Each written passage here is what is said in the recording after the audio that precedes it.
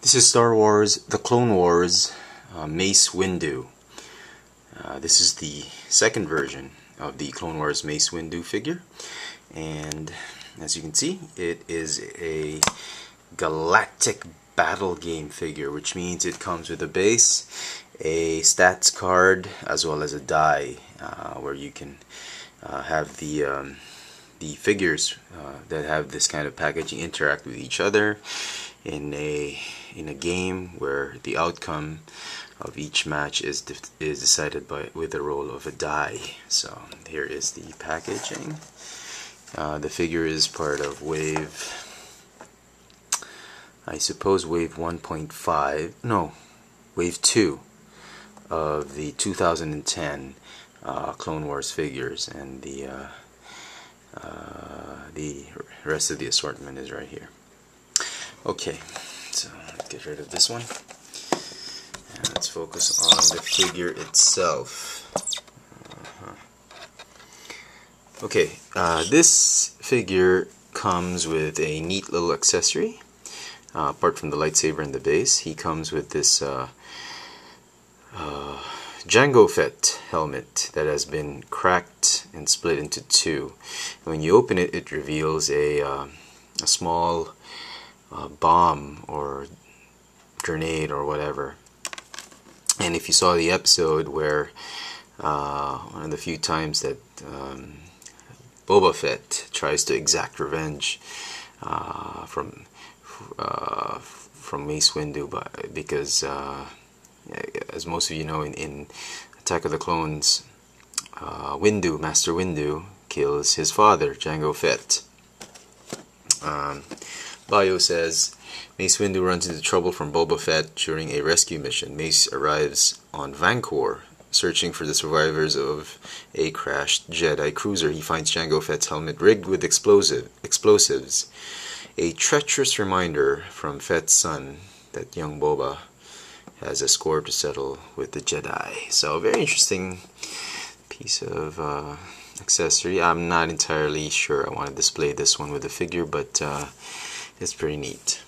Okay, we'll put it to the side. Now the figure, as you can see, is almost a completely new mold. I think it is, most of it at least. And clearly you can see he's got ball hinge waist, which is really a thumbs up for me from Hasbro. Thank you Hasbro for listening to the fans. And look at this, they did not get rid of the ankle joint. So they got, now this figure has ball hinge ankles, ball hinge knees, ball hinge hips, ball hinge elbows, ball hinge shoulders, swivel wrist, swivel waist, and a ball hinge neck. Very nice. And on top of that, he's got this, am I getting this correctly now? Waist cape that's made of a fabric, an actual fabric, to boot. So very nice. Well done, Hasbro. I'm really liking these new Clone Wars figures. And just as a comparison with the old, the first released Mace Windu figure from the Clone Wars series, here he is. Let me just get this guy standing up so you can better appreciate him. I'm gonna just get him in a regular pose, not an fxfranz pose.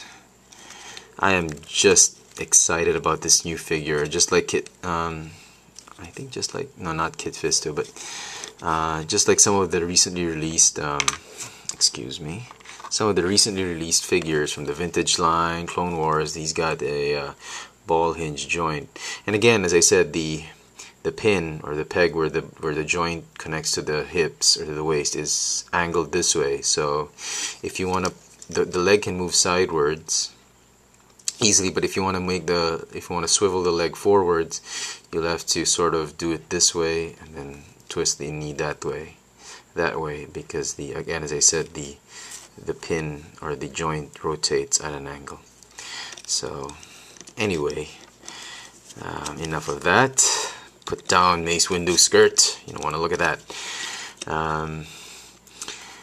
Okay, some comparisons with the previous figure. Off the bat, you can clearly see that the lightsabers are different.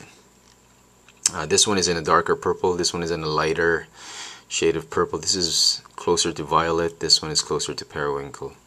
So that's that. The torso, I think, is the same, just molded in a different color. And so are the arms. The belt, I think, is the same, just painted differently. Obviously, the waist cape is different. Then the leg sculpt is different because this one has got knees, and again, obviously, the more articulated leg sculpt.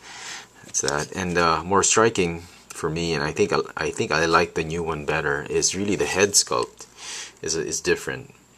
This is a more cartoony looking Mace Windu, whereas this one, albeit cartoony looking,